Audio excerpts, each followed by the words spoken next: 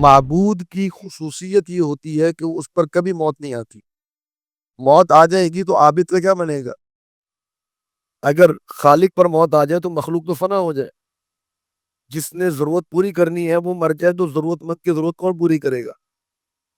تو اس کا معنی یہ ہے کہ خالق کے لیے لازمی صفت یہ ہے کہ وہ ہمیشہ سے زندہ ہو. قرآن مجید میں اللہ تعالیٰ نے قرآن مجید کے کئی صفاتی نام ذکر کیے. صفاتی نام کا مطلب ہے صفت ذکر کر دینا. نورن، خدن، شفاہن، موعظتن، یہ سارے صفاتی نام ہیں. اور ایک ہوتا ہے جس کو ہم کہتے ہیں خاص نام، اس کا عالم، جیسے القرآن یہ خاص نام ہے. اسی طرح القرآن کا ایک خاص نام کیا ہے؟ الفرقان. اللہ رب العالمین آسمان اور زمین کا ہر غیب جانتا ہے. کوئی معمولی سے معمولی بات بھی اللہ رب العالمین پر مخفی نہیں ہے. یہ بھی اللہ رب العالمین کے معبود ہونے کی ایک دلیل ہے کہ معبود وہ ذات ہو سکتی ہے کہ جس سے کوئی چیز مخفی نہ ہو، جس کو ہر چیز کا علم ہو. کہ بعض آیات ایسی محکم ہے کہ ان کی تعویل اور ان کی تفسیر کی ضرورت محسوس نہیں ہوتی. کچھ آیات ایسی ہیں جس کا معنی واضح ہوتا ہے لیکن تفسیر کا ہمیں علم نہیں ہوتا. وَلَقَدْ يَسَّرْنَا الْقُرْآنَ لِلذِّكْرِ فَهَلْ مِن مُّدَّكِرٍ. السلام علیکم ورحمۃ اللہ وبرکاتہ.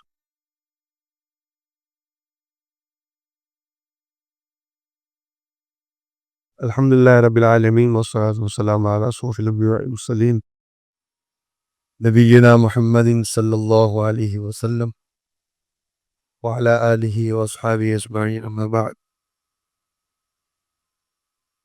آج انشاءاللہ ہم سورہ آل عمران کا آغاز کریں گے. یہ سورت مدینہ میں نازل ہوئی اور اس کا نزول کس سال ہوا اس میں کچھ اختلاف ہے علماء کا. سورت کا ایک سبب ہے نازل ہونے کا. وہ سبب یہ ذکر کیا جاتا ہے کہ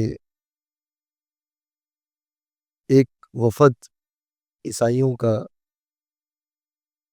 نجران کے علاقے سے آیا تھا. نجران کا علاقہ یہ یمن کی طرف پڑتا ہے اور وہاں عیسائی آباد تھے.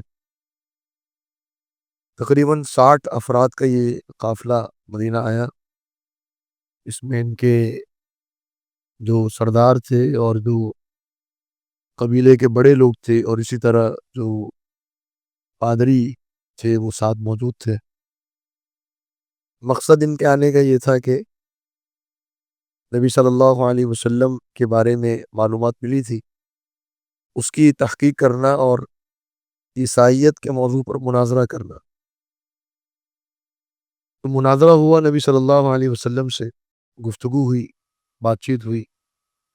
اللہ کے رسول صلی اللہ علیہ وسلم نے دلائل کے ساتھ یہ ثابت کیا کہ عیسیٰ علیہ السلام وہ الہ نہیں ہے، وہ معبود نہیں ہے، بلکہ وہ اللہ کے رسول ہیں.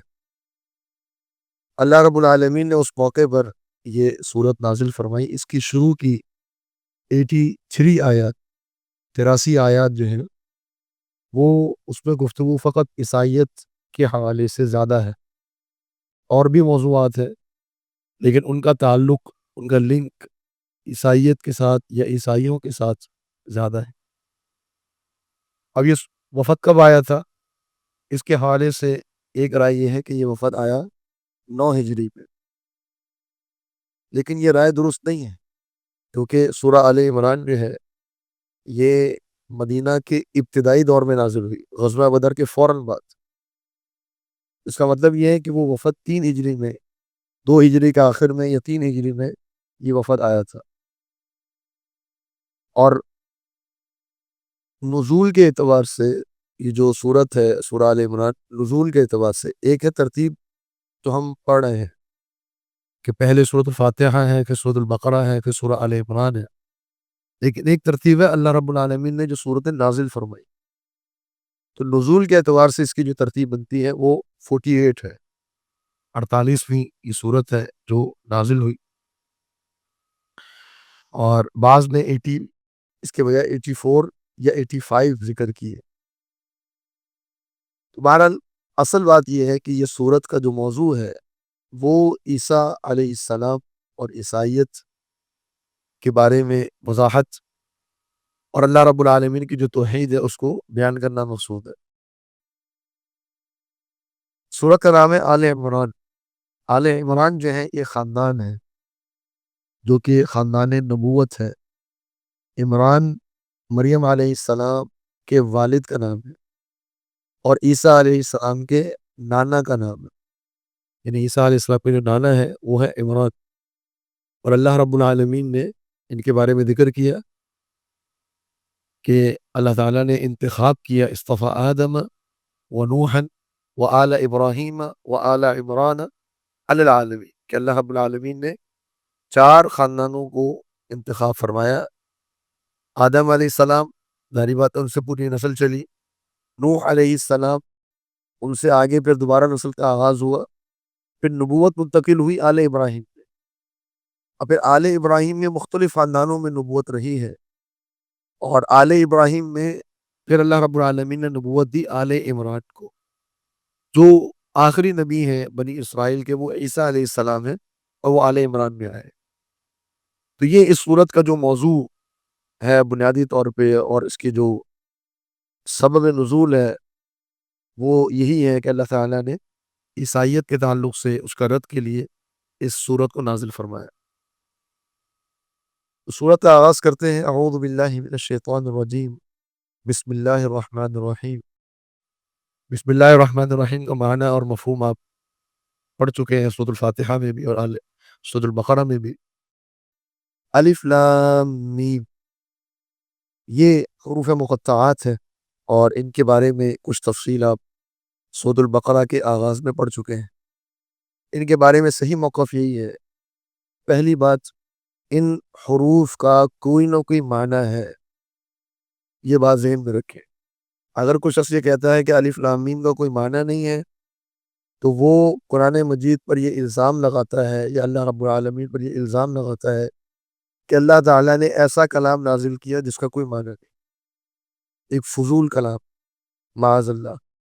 اگر کوئی شخص یہ کہتا ہے کہ الف لام میم کا کوئی معنی نہیں ہے، الف لام میم کا معنی ہے، کیا معنی ہے یہ اللہ رب العالمین کے علم میں ہے۔ اللہ تعالیٰ نے الف لام میم کیوں کہا؟ یہ عرب کو چیلنج ہے، عرب کو چیلنج ہے کہ تم بڑے اپنے آپ کو ادیب کہلاتے ہو، زبان دانی کا تمہیں بڑا ایک جو ہے وہ فخر ہے اپنے اوپر، تو بتاؤ یہ الف لام میم تمہارے ہی زبان کے حروف کا معنی کیا ہے۔ یہ چیلنج ہے عرب کے لیے۔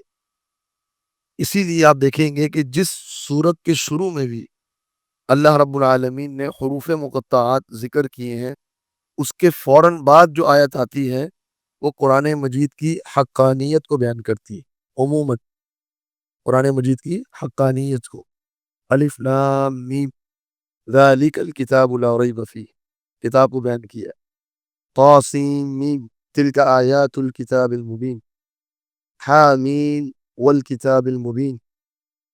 تو جہاں پر بھی اللہ رب العالمین ان حروف مقطعات کو ذکر فرماتا ہے، چیلنج کرتا ہے کہ یہ تمہارے زبان کے حروف ہے، ان کا معنی بتاؤ، اور نہیں بتا سکتے تو مان لو کہ یہ کتاب اللہ رب العالمین کی نازل کردہ ہے۔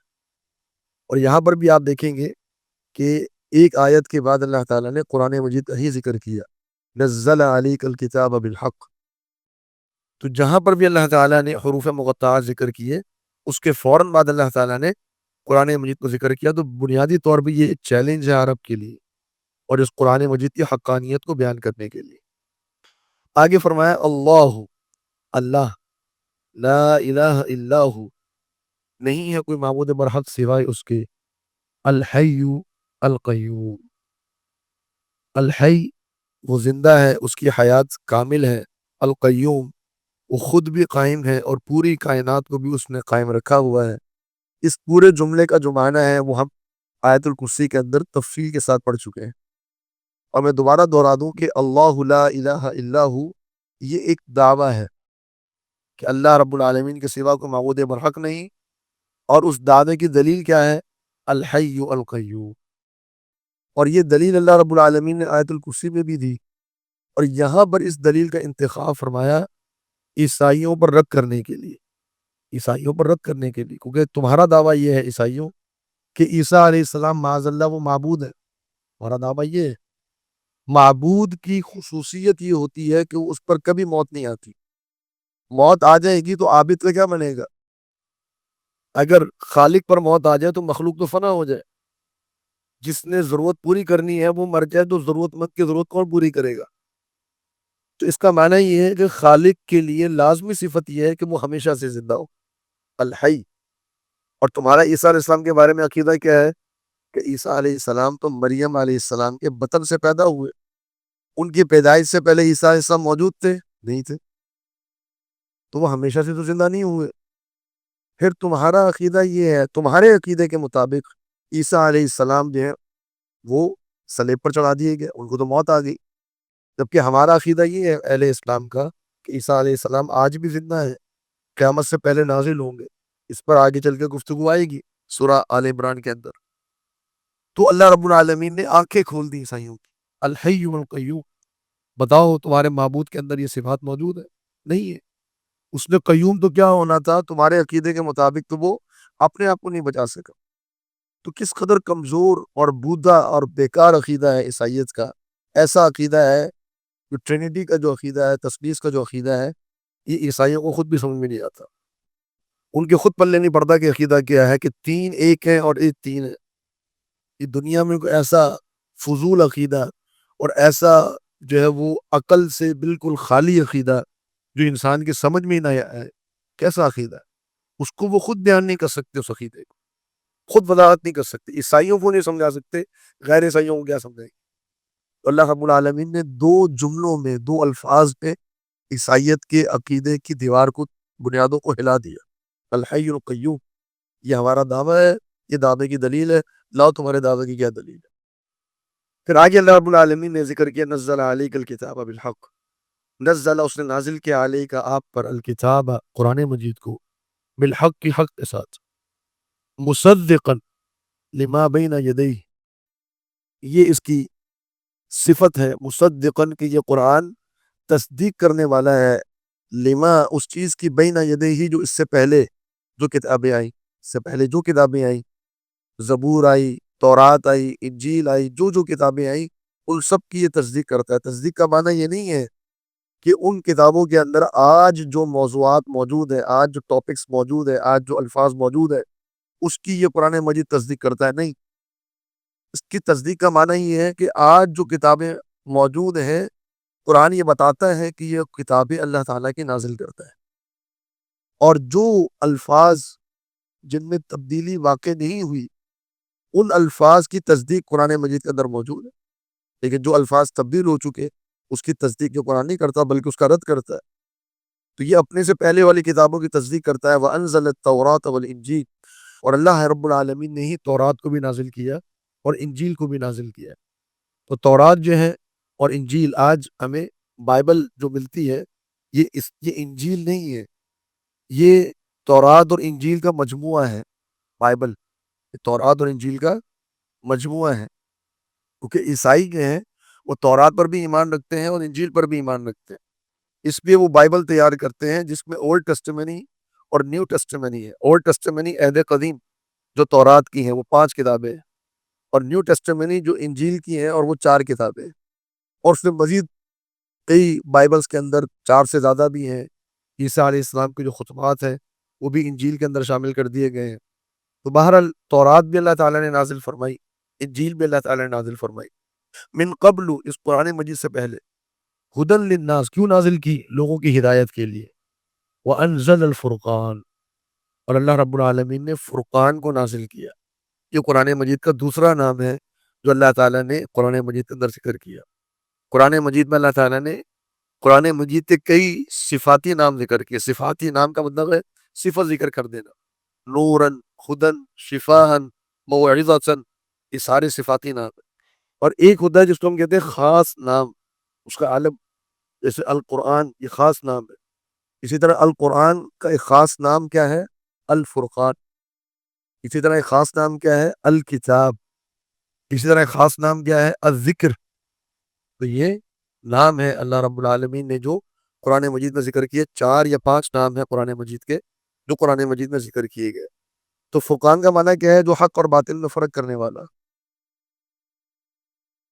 ان الذین کفروا، بے شک وہ لوگ جنہوں نے کفر کیا بھی آیات اللہ، اللہ تعالیٰ کی آیات کے ساتھ، لہم عذاب شدید، ان کے لیے بہت سخت عذاب ہے.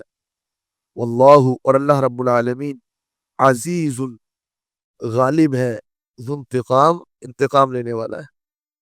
تو جو لوگ اللہ رب العالمین کی آیات کا کفر کرتے ہیں، چاہے وہ تورات کا انکار کرنے والے ہوں، چاہے وہ انجیل کا انکار کرنے والے ہوں، چاہے وہ موجودہ قرآن مجید کا انکار کرنے والے ہوں، آیات اللہ میں سب شامل ہے. تو جس کا بھی انکار کرے گا اس کے لیے سخت عذاب ہے، اور عذاب دنیا میں بھی ہو سکتا ہے، آخرت میں بھی ہو سکتا ہے.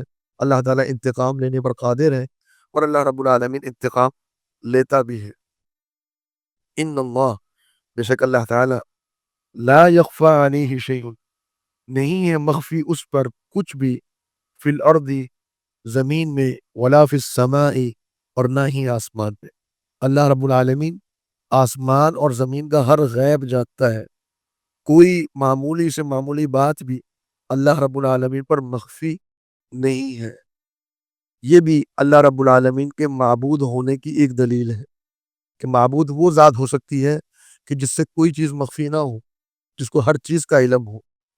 تمہارے معبود کی طرح نہیں کہ جن کو آنے والے دن کا پتہ نہیں، جن کو اپنے دشمنوں کا علم نہیں، جو اپنے دشمنوں سے واقف نہیں ہے، بلکہ اللہ رب العالمین ایک ایک چیز کا علم رکھتا ہے آسمان اور زمین کے اندر.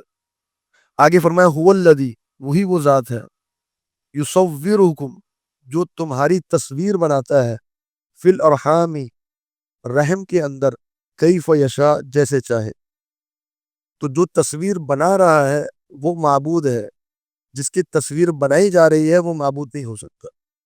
تو عیسیٰ علیہ السلام کی تصویر بنائی گئی تمہارے عقیدے کے مطابق، تمہارے عقیدے کے مطابق وہ رحم مادر سے آئے. ہمارا بھی یہی عقیدہ ہے، عیسیٰ علیہ السلام کی جو ولادت ہے وہ مریم علیہ السلام سے ہو. تو تصویر اور شکل بنانے والا کون ہے؟ اللہ رب العالمین. اور یہ اللہ رب العالمین کی خالق ہونے کی دلیل ہے کہ دنیا میں اربوں لوگ موجود ہیں آج کے دن بھی، لیکن کسی ایک شخص کی شکل بھی دوسرے شخص سے 100% نہیں ملتی. کچھ مشابہت مل جائے گی، 70%، 80%، 100% مشابہت چہروں کے اندر نہیں ہوگی. یہ فرق کرنے والی ذات کون ہے؟ اللہ رب العالمین. ہر شخص کو ایسا چہرہ دیا، چہرے پہ نظر پڑتے ہی اس کی پہچان ہو جاتی ہے کہ کون آ رہا ہے. اگر آپ اس کا نام معلوم ہے، چہرے پہ نظر پڑتی پتہ چل جائے گا کون. یہ شکلیں کون بناتا ہے؟ یہ اللہ رب العالمین بناتا ہے. کسی انسان کے اختیار میں یہ چیز نہیں. لا الہ الا ہو، نہیں ہے کوئی معبود سوائے اس کے. العزیز، الحکیم، جو بڑا غالب ہے، بڑی حکمت والا ہے. هو الذی، وہی وہ ذات ہے، انزل علیک، جس نے نازل کیا آپ پر، الکتاب، قرآن مجید کو. یہ دوبارہ اللہ رب العالمین نے تکرار کی، اس کو دوبارہ ذکر کیا کہ قرآن مجید جو آپ پر نازل ہوا ہے، اس کو نازل کرنے والی ذات اللہ رب العالمین کی ہے. اور اس کتاب کی تفصیل بیان فرمائی، فرمایا منہ، اس قرآن مجید میں، آیات، کچھ آیات ہیں، محکمات، جو محکم ہیں، ہن ام الکتاب، وہی ام الکتاب ہے. کہتے ہیں کسی چیز کی اصل کو، کسی چیز کی اصل، جیسے مکہ کو کہتے ہیں ام القرا. ام القرا کا مطلب بستیوں کی ماں، جس سے باقی بستیاں نکلی ہیں عرب کے اندر. تو ام القرا مکہ ہے. تو ام الکتاب سے مراد قرآن مجید کی جو اصل آیات ہے وہ مراد ہے. وہ کون سی ہیں؟ وہ محکم آیات ہیں. وَأُخَرُ، اور دوسری آیات نازل فرمائی، متشابہات، جو متشابہ ہیں. متشابہ کا لفظی معنی ہوتا ہے ملتی جلتی. اب یہاں اللہ رب العالمین نے قرآن مجید کی آیات کی 2 اقسام بیان فرمائی. ایک ہے آیات محکمات اور ایک ہے آیات متشابہات. قرآن مجید میں اللہ رب العالمین نے قرآن مجید کو 3 طریقوں سے بیان فرمایا ہے. ایک موقع پر فرمایا کہ اس کی ساری آیات محکم ہیں. کتاب احکمت آیاتہ، یہ کتاب ہے جس کی ساری آیات محکم نازل کی گئی۔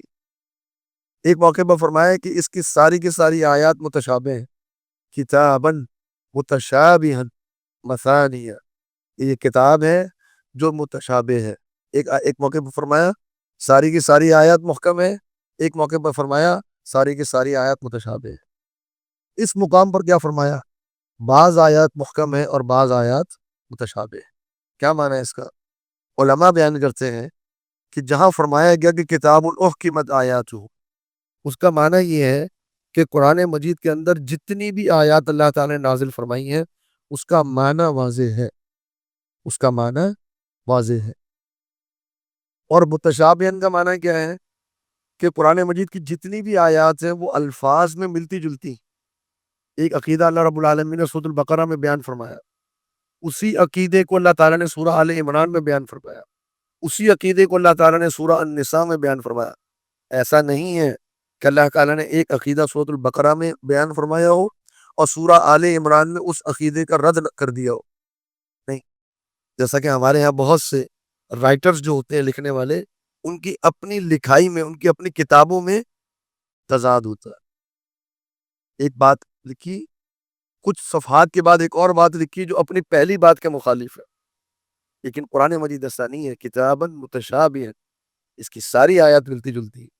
آپ ایک عقیدہ اگر سورہ بقرہ میں پڑھیں گے، قرآن مجید کے ہر مقام پر آپ وہ عقیدہ پڑھیں گے، اس عقیدے کا رد نہیں ہوگا، اس عقیدے کی مخالفت نہیں ہوگی۔ یہ معنی کتاباً متشابہ کا۔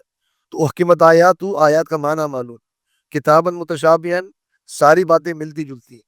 یہاں فرمایا آیات محکمات اور فرمایا کہ اخر متشابہات۔ اس کا معنی کیا ہے؟ اس کا معنی یہ ہے کہ بعض آیات ایسی محکم ہے کہ ان کی تعویل اور ان کی تفسیر کی ضرورت محسوس نہیں ہوتی۔ اللہ رب العالمین نے فرمایا اقیم الصلاۃ، معنی واضح ہے۔ اللہ تعالیٰ نے فرمایا لا الہ الا ہو، معنی واضح ہے۔ اللہ رب العالمین نے فرمایا یا ایھا الذین آمنوا، معنی واضح ہے۔ اللہ رب العالمین نے فرمایا عزیز الحکیم، معنی واضح ہے۔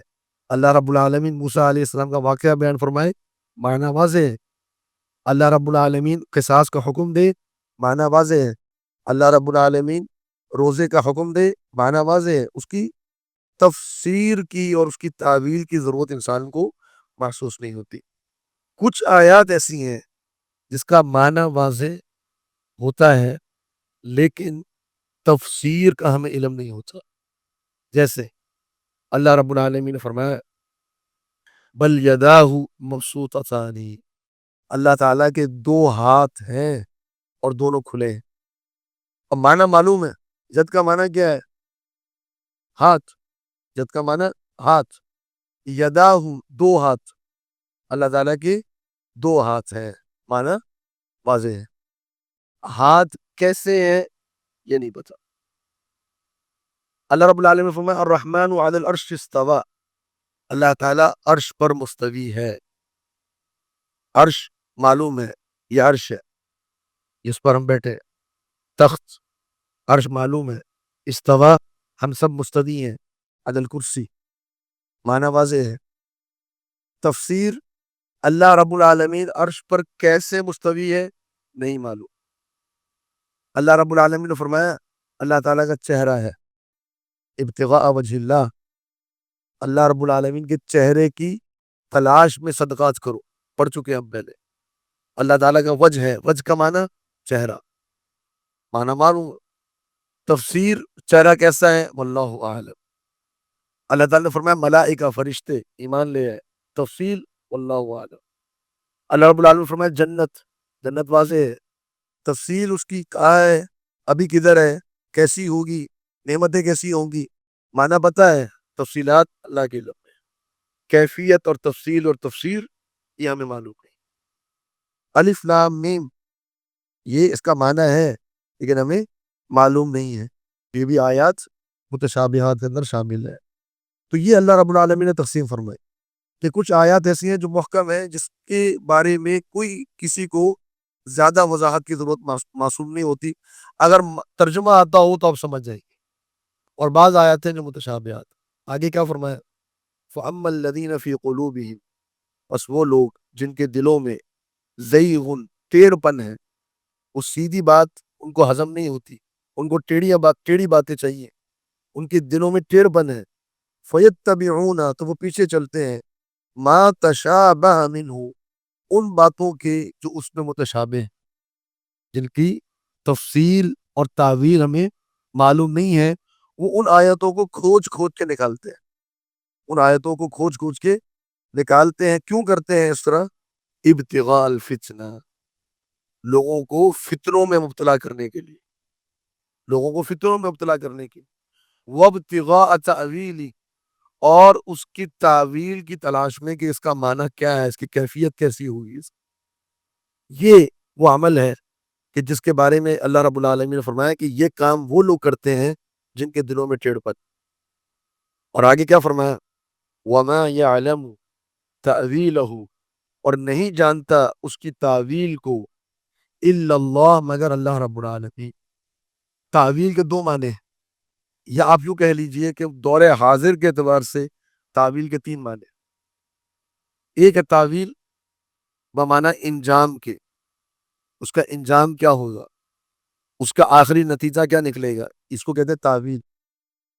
ایک ہے تعویل بمعنی تفسیر کے، ایک پہلی چیز تعویل کے نتیجہ کیا نکلے گا، اصل حقیقت کیا ہے، اصل حقیقت تعویل۔ ایک ہے تفسیر، تعویل بمعنی تفسیر، اور ایک ہے تعویل بمعنی کہ قرآن مجید کی کسی آیت کو اس کے ظاہری معنی سے نکال کے آپ ایک ایسا معنی کریں جو معنی اس کا بنتا ہی نہیں، جو معنی اس کا بنتا ہی نہیں ہے۔ جیسے یا ایہا النبی، یا ایہا النبی کا معنی کیا ہے؟ اے نبی، اے خبر دینے والے۔ اب یا ایہا النبی کو معنی کرے اے غیب کی خبریں دینے والے، یہ کیا ہو گیا؟ یہ آپ نے اس قرآن مجید کی آیت کا وہ معنی کیا جو معنی اس آیت کا بنتا ہی نہیں ہے۔ تو یہ تعویل آج کل کے دور میں لوگ تعویل کرتے ہیں، آیت کو اس کے اصل معنی سے نکال کے دوسرے معنی میں لے جاتے ہیں جو کہ اس کا معنی ہی نہیں ہے۔ جیسا کہ ہم نے کہا کہ اللہ رب العالمین کے دو ہاتھ ہیں اور دونوں کھلے ہوئے۔ اب جو لوگ کہتے ہیں کہ اللہ رب العالمین کے ہاتھ نہیں ہیں، معاذ اللہ ثم معاذ اللہ، وہ کیا معنی کرتے؟ کہتے جی ید کا معنی ہے قدرت، اللہ تعالیٰ کی قدرت۔ یہ کیا کیا آپ نے ید کا اصل معنی عربی میں کیا ہے؟ ہاتھ۔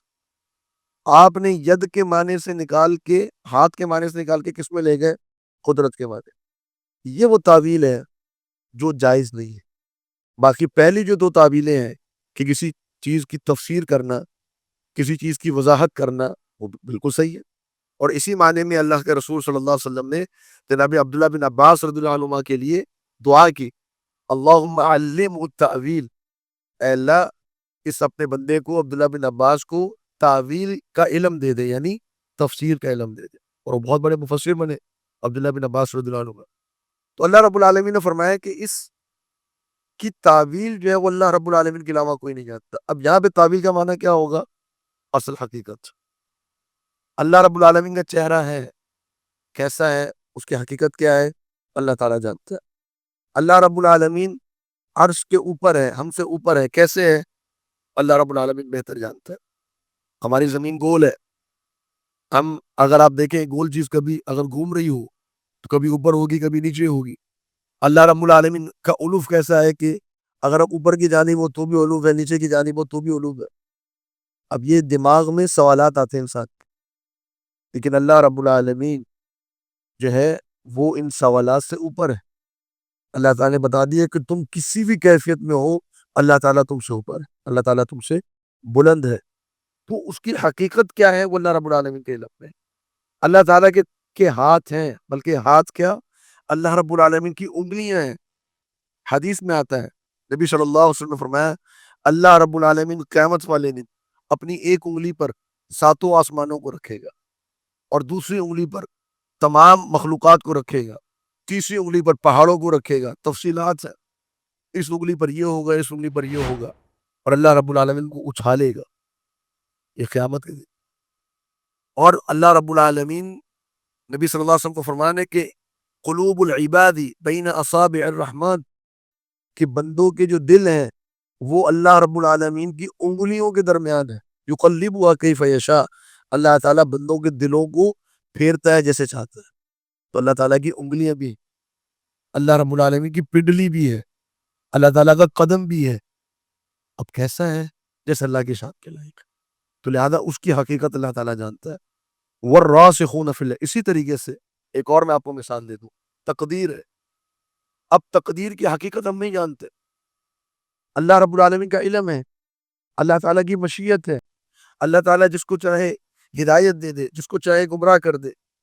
लेकिन अल्लाह रब्बुल आलमीन की जो मशीयत है वो अल्लाह ताला की हिकमत के साथ है। आप हैरान होंगे, ताबीईन के दौर में सबसे पहला फितना इस उम्मत का जो आया वो तकदीर के मसले में आया। सही मुस्लिम की पहली हदीस आप पढ़िए, जनाब अब्दुल्ला बिन उमर रज़ियल्लाहु अन्हुमा के पास दो शख्स आए और कहा कि जनाब सहाबी रसूल, अल्लाह के रसूल सल्लल्लाहु अलैहि वसल्लम के सहाबी, हमारे यहाँ बसरा में कुछ अफराद हैं, कुछ लोग हैं, वो ये कहते हैं कि इन्नल अम्र उनुफुन, कि तकदीर कोई चीज़ नहीं होती, मामला हमेशा नया होता है। यानी अल्लाह रब्बुल आलमीन के इल्म में भी नहीं है कि क्या होना है। नाऊज़ु बिल्लाह। तो सबसे पहला फितना इस दौर में क्या आया? तकदीर का। क्यों? क्योंकि उन्होंने कहा कि अगर हम ये कह दें कि सब अल्लाह ताला के इल्म में है तो फिर तो हम मजबूर हो गए, फिर तो हम मजबूर हो गए। फिर हम ये कैसे कहें कि अल्लाह रब्बुल आलमीन अदल करने वाला है? अगर हम ये कह दें कि गुमराह करने वाला अल्लाह है तो सजा क्यों दी जा रही है? और हम कहें कि हिदायत देने वाला अल्लाह है तो नेमतें क्यों दी जा रही है? अब ये सवालात ज़हन में क्यों आ रहे हैं? तकदीर पर ईमान नहीं है। जहाँ रुकने का हुक्म था वहाँ रुके नहीं, बहस करना शुरू कर दी, अंदर घुसना शुरू कर दिया उस मसले के अंदर, जो मसला समझने के लिए इंसान के पास इल्म नहीं है। तो फिर क्या हुए? फ़अम्मल्लज़ीना फ़ी क़ुलूबिहिम ज़ैग़ुन फ़यत्तबिऊना मा तशाबह मिन्हु इब्तिग़ाअल फ़ितना। गुमराह हो, इस कदर गुमराह हुए कि बिल आखिर उलमा को उनके बारे में यह हुक्म लगाना पड़ा कि जो शख्स तकदीर का इनकार करता है वो ईमान बिल कदर का इनकार करने की वजह से दार इस्लाम से खारिज। ये फितना बर्पा हुआ। और फरमाया कि वर्रासिखून फिल इल्मी, वो लोग जो रासिख हैं, मजबूत है इल्म के अंदर, यकूलून, वो कहते हैं, आमन्ना बिही, अपने इल्म की बुनियाद पर कहते हैं कि हम ईमान लाए।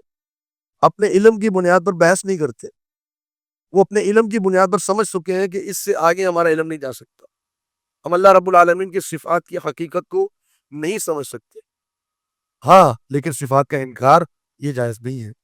कुल्लुम मिन इंद रब्बिना, हर चीज़ हमारे रब के पास से। अब ये ईसाइयों को भी तंबीह है। ईसाइयों ने असल में कुरान मजीद से कुछ आयात निकाल के नबी सल्लल्लाहु अलैहि वसल्लम के खिलाफ, नबी सल्लल्लाहु अलैहि वसल्लम से गुफ्तगू की और कहा कि देखिए, अल्लाह रब्बुल आलमीन भी तो ईसा अलैहिस्सलाम को कलिमतुल्लाह कह रहा है, अल्लाह का कलमा। बल्कि अल्लाह रब्बुल आलमीन तो ईसा अलैहिस्सलाम को रूहुम मिन कह रहा है, वो रूहुम मिन, कि वो अल्लाह रब्बुल आलमीन की जानिब से रूह है। हालांकि अल्लाह रब्बुल आलमीन ने कुरान मजीद में कलिमतुल्लाह भी कहा, अपनी रूह भी कहा, अपनी जानिब से रूह भी कहा, लेकिन अल्लाह रब्बुल आलमीन ने कहा अब्दुल अनअमना अलैह, वो हमारा बंदा है, हमने उस पर इनाम किया। अल्लाह रब्बुल आलमीन फरमाया इन्ना मसला ईसा इंदल्लाहि कमसली आदम, ईसा अलैहिस्सलाम जो है उनकी मिसाल अल्लाह रब्बुल आलमीन के यहाँ आदम अलैहिस्सलाम की तरह है।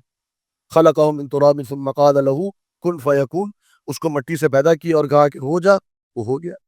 तो जब बिन माँ और बाप के पैदा कर सकता है तो बिन बाप के भी पैदा कर सकता है।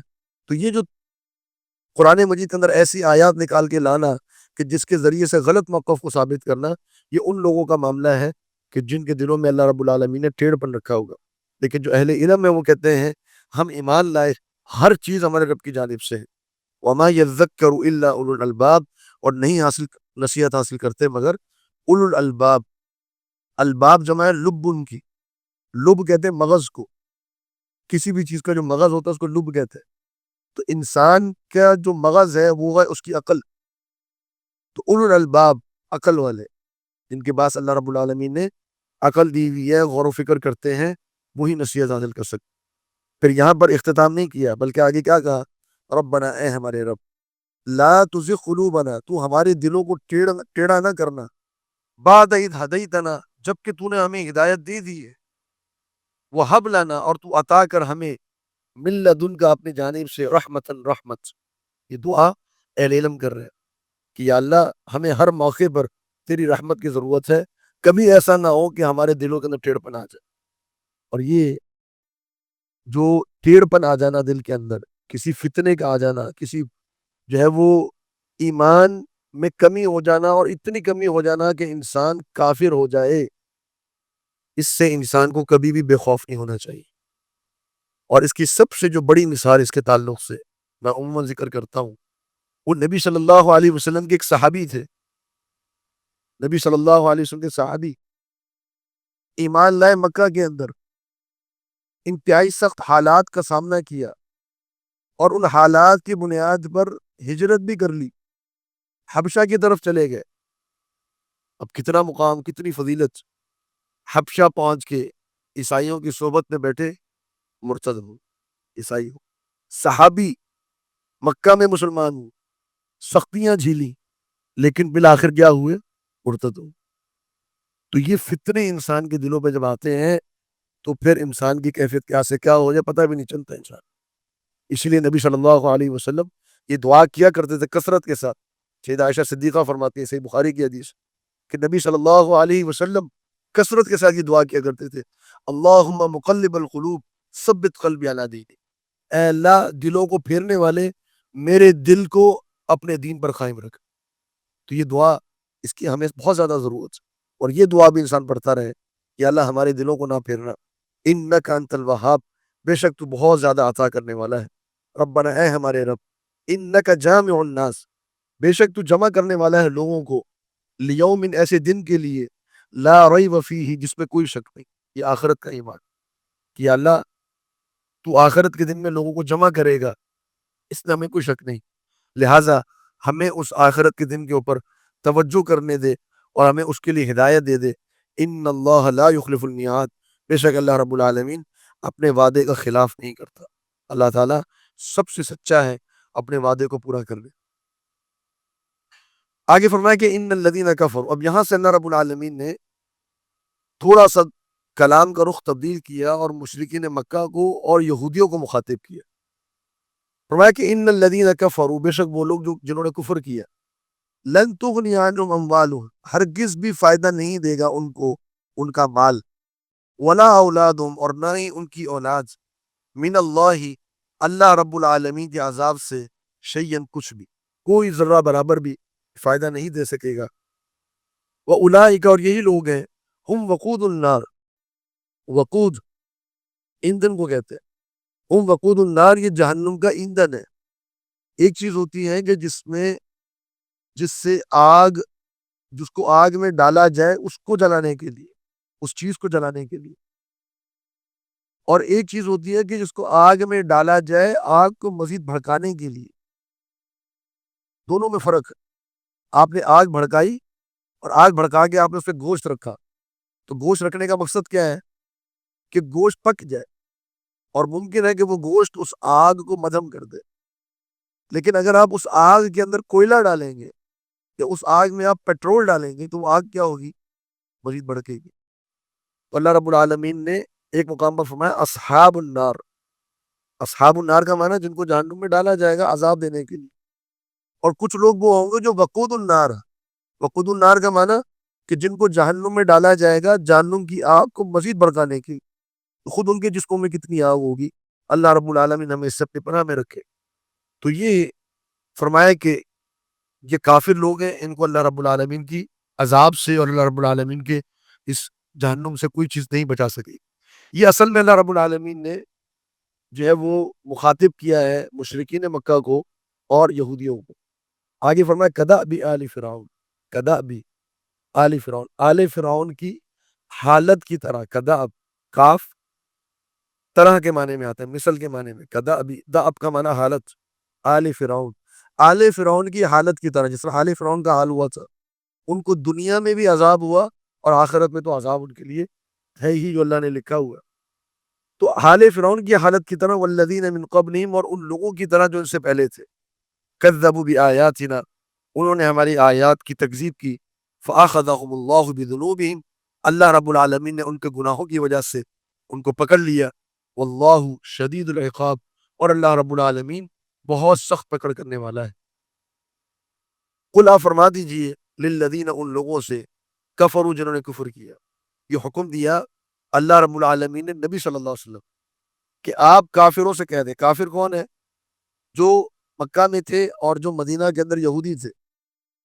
آپ کہہ دیجئے ان سے کہ ستغلبون، ان قریب تم مغلوب کر لیے جاؤ گے، وتحشرون الی جہنم، اور تمہیں جہنم کی طرف جمع کیا جائے گا. یہ اللہ رب العالمین نے پیشن گوئی جس کو کہتے ہیں، پیشن گوئی کی اللہ تعالیٰ کہ ہوگا تمہارے ساتھ ایسا. اور یہ آیات نازل ہوئی تھی بدر کے جنگ کے بعد. ایک حدیث میں آتا ہے کہ نبی صلی اللہ علیہ وسلم نے مدینہ میں 3 قبائل تھے یہودیوں کے، بنو قینقاع، بنو نذیر اور بنو قریظہ. یہ 3 قبائل تھے.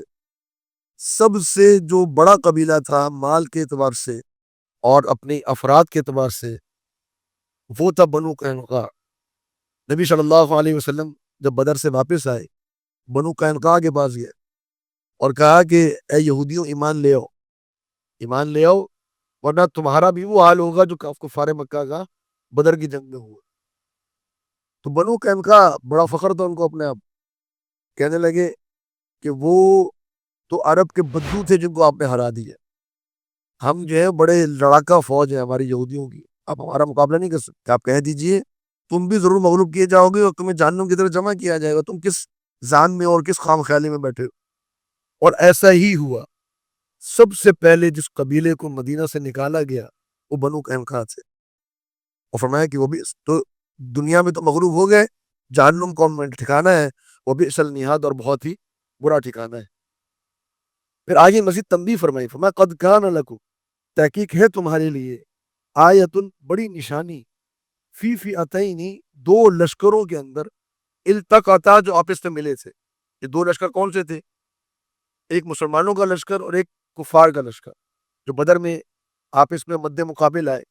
اللہ رب العالمین فرما رہا ہے کہ تمہارا اس جنگ کے اندر تمہارے لیے بڑی عبرت اور بڑی نشانی ہے. کیسے؟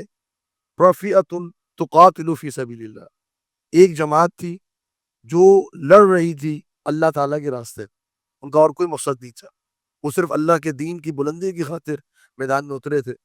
وَأُخْرَى کافر، اور دوسری جو جماعت تھی وہ کافر جماعت تھی، کفار کی جماعت تھی. وہ بڑے فخر کے ساتھ اور اپنے کفر پر فخر کرتے ہوئے میدان میں آئے.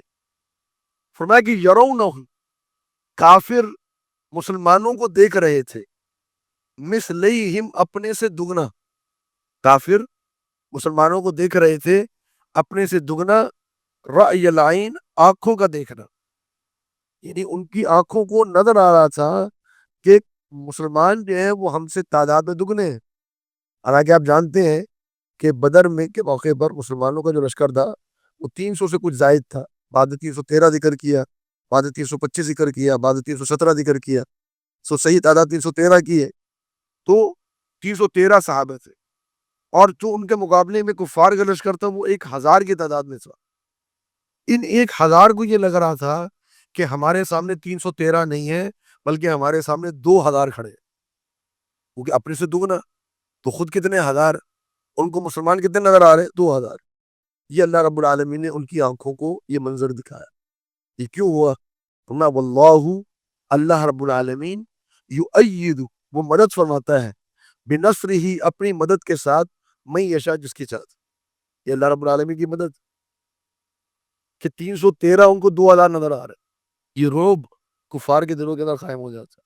تو یہ اللہ رب العالمین کفار کو خوفزدہ کرتا ہے. اور یہ پورا واقعہ اللہ تعالیٰ نے سورہ انفال کے اندر بھی ذکر فرمایا کہ کس طریقے سے اللہ تعالیٰ نے جو شیطان ساتھ آیا تھا وہ کس طرح سے بھاگ گیا، فرار ہو گیا، اور کیسے اللہ تعالیٰ نے ان کے دلوں میں رعب ڈال دیا اور پھر اللہ تعالیٰ نے ان کو فتح نصیب فرمائی. تو اللہ رب العالمین یہاں پر یہ بتانا چاہ رہا ہے، یہ نصیحت کر رہا ہے کہ دیکھو اللہ رب العالمین اپنے بندوں کی مدد کرتا ہے چاہے بندے تعداد میں کم ہی کیوں نہ ہو.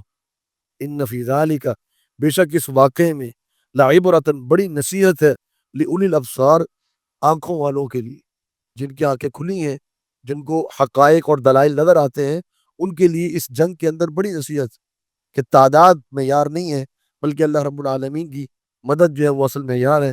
اس کی بنیاد پر اللہ تعالیٰ فتح نصیب فرماتا ہے.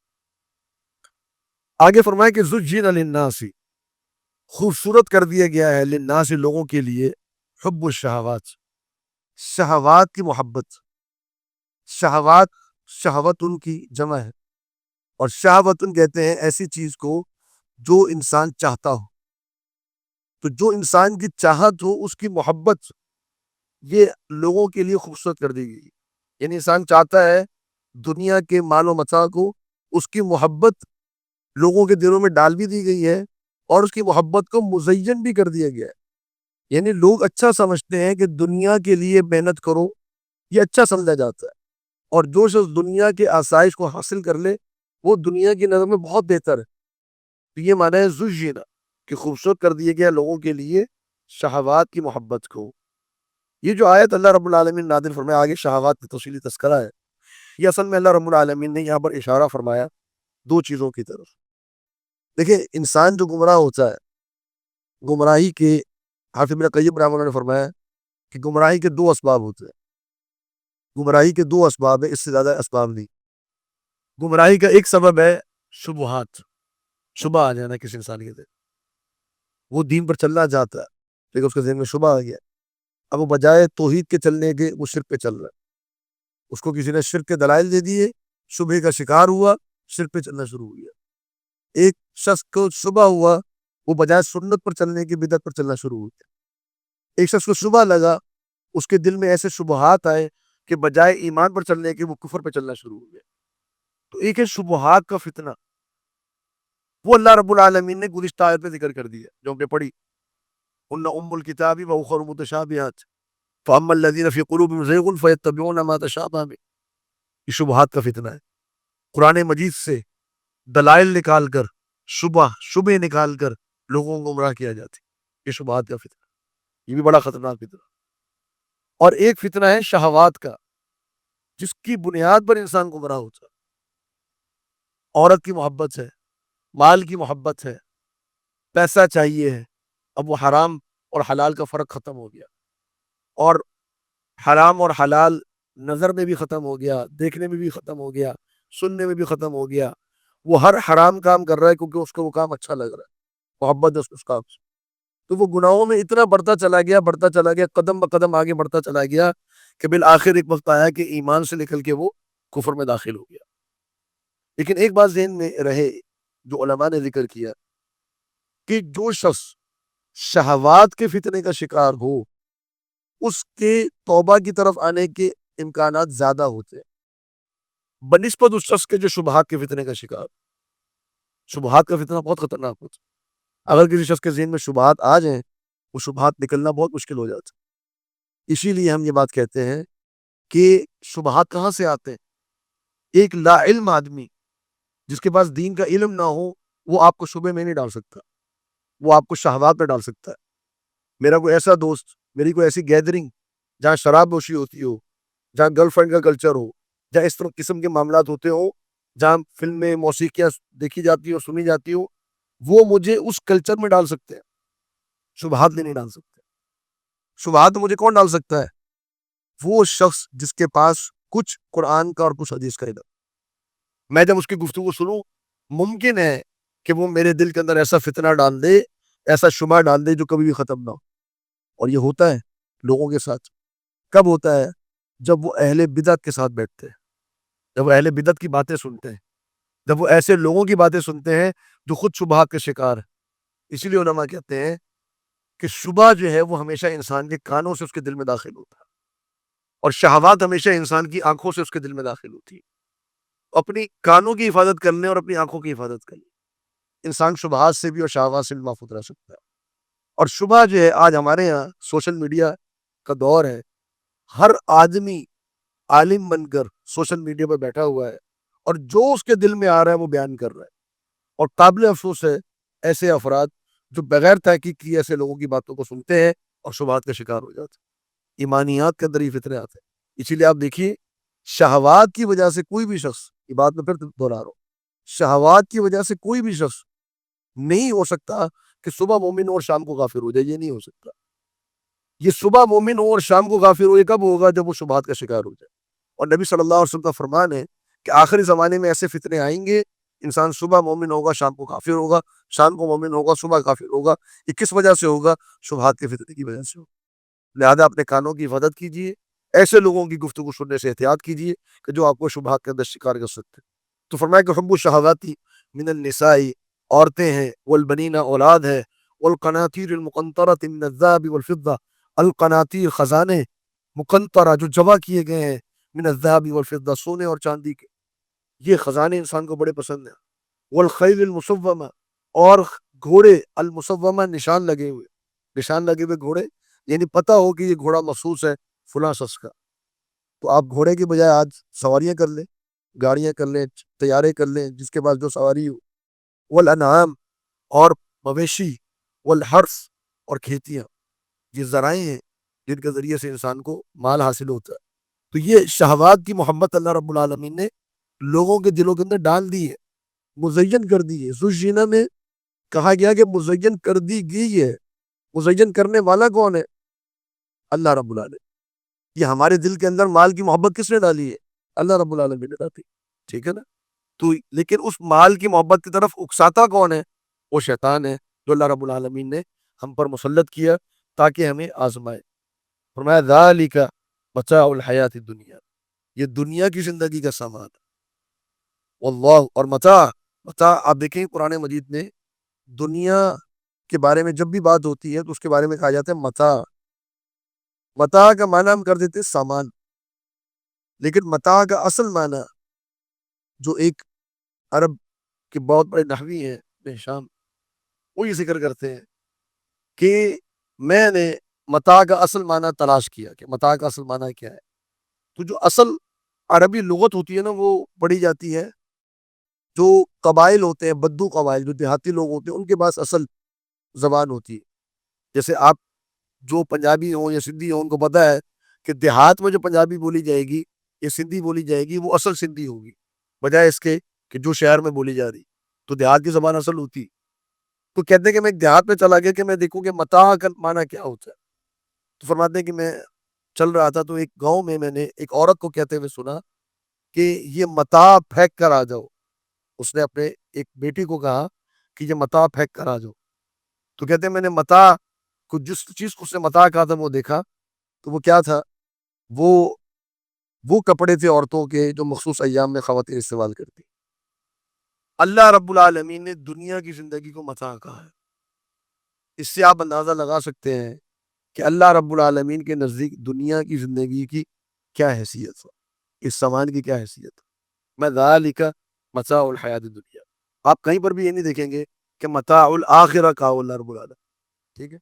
واللہ عندہ، اور اللہ رب العالمین کے ہاں حسن المآب، بہت اچھا ٹھکانہ ہے۔ مآب، اللہ رب العالمین کے پاس ٹھکانہ ہے حسن، بہت خوبصورت، جو کہ یقیناً جنت ہے۔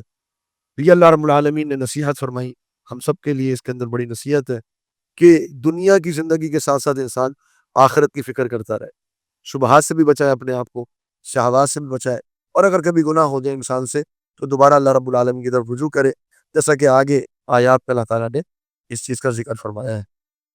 اور ہمارا وقت مکمل ہو گیا، اسی پر اکتفا کرتے ہیں۔ اللہ رب العالمین سے دعا ہے کہ جو پڑھا ہے اللہ تعالیٰ اس کو سمجھنے کی اور عمل کرنے کی توفیق عطا فرمائے۔ وآخر دعوانا الحمدللہ رب العالمین۔ نبی صلی اللہ علیہ وسلم کا فرمان ہے کہ اللہ تعالیٰ جنتیوں سے مخاطب ہو کر فرمائے گا کہ میں تمہیں آج ایسی نعمت دوں گا جو آج سے پہلے کبھی نہیں دی۔ تو جنتی کہیں گے یا اللہ تو نے ہر نعمت ہمیں دے دی، کون سی نعمت ہے جو تو نے نہیں دی؟ جو تو نے وعدے کیے تھے سب دے دیے، کوئی نہیں بچا۔